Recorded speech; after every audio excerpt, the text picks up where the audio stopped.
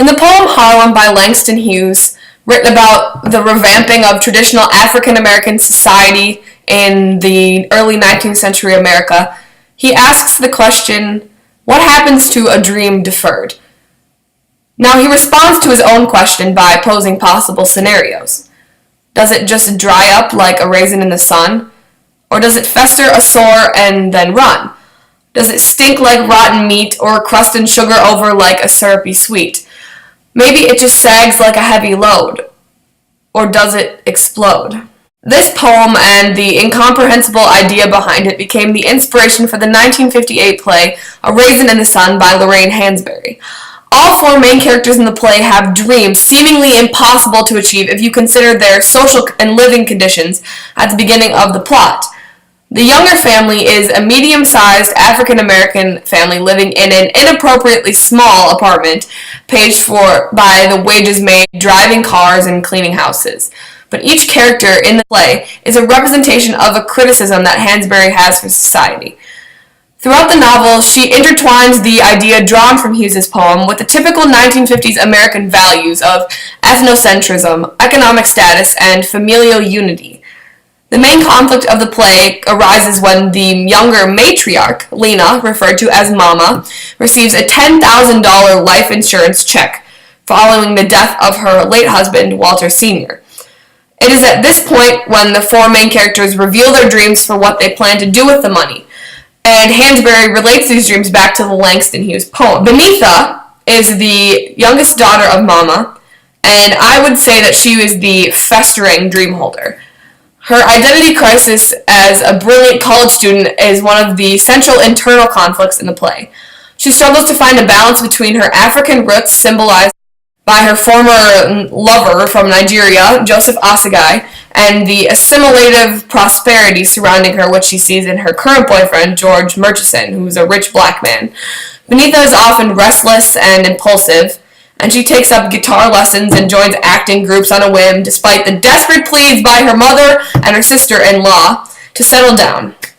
Beneatha's character and personality are Hansberry's way of revealing that the intrinsic pressure is placed upon African Americans in that time.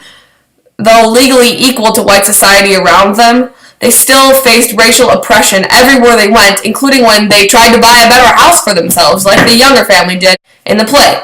So the white supremacist value is awkwardly displayed when they are joined by the welcoming committee, Carl Linder, who offers to pay the family to get the heck out of the neighborhood. These supposed outcasts like this family, and like Beneatha especially, are struggling to find their place in the world and in the neighborhood. Walter Jr., who's Beneatha's brother and the son of Mama, and I like to call him Sticky, has been influenced by his sort of sketchy friends, especially Willie Harris, and they want him to invest a lump sum into a liquor store as a way to proliferate his savings. But underlying his selfish-minded desire to gross $100,000 a year, as he puts it, is a warm-hearted hunger to provide for his wife and his son Travis, and be able to give them more, as he states, stories about how the white men live. Walter comes face-to-face with adversity when he's trusted with a large portion of the money, and ends up losing it all to one of his embezzling friends. Later, he acts, as Mama puts it, dead inside when he becomes willing to give in to the racial segregation that the Youngers face at Clybourne Park. And he becomes a representation of all of American society in their unwillingness to face this adversity, and their reliance on monetary stability and inability to deal with the adversity that comes with being down to earth and grounded. Now, Ruth is the wife of Walter Jr., and she's the heart of the unity in the family. Consistently throughout the play, we see examples of her conservative nature attempting to make peace between the rest of the characters, such as when she tries to settle Walter's dreams with the constant repetition of "eat your eggs," or when she's the only family member pursuing the move out of the dingy apartment after Walter loses the money and Mama decides that she's going to resign herself to simply fixing up the apartment that they already live in. From these examples, it's easy to imagine that Ruth's dream is a strong family unity within the Younger family. However, as the money continues to tear the family apart, her dream begins to dry up like a raisin in the sun. She is unable to prove her point to the rest of her family, or even knock her husband Walter out of his drastic, self-degrading imitation of a stereotypical black slave. Ruth, however, is an example of a woman who stuck to her dreams at the end.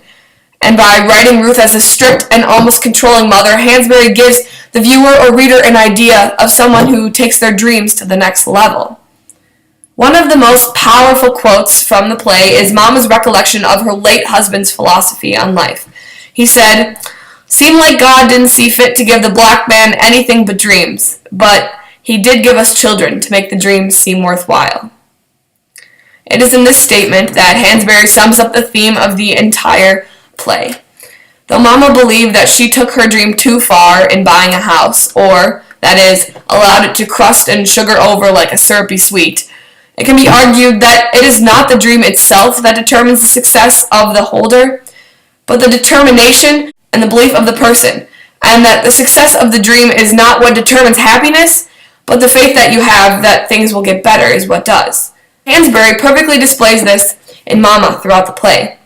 Over and over she references her faith and her trust in God and how that will make everything alright in the end, and how a true belief within the family would unite them even in the face of discrimination.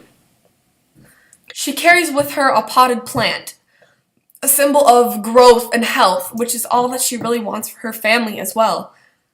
But when given the opportunity to finally move into the family's new house where the youngers could thrive and prosper, she takes that simple little potted plant with.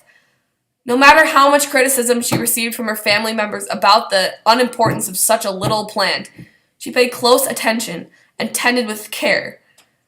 This hope and trust she displays to the plant is something that she carries over with her into the family dynamic.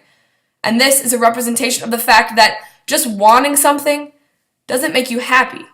It makes you empty, just like Walter and Benitha and Ruth were, until they were filled with faith, hope, and unity, when the dream of Mama Younger exploded into a reality.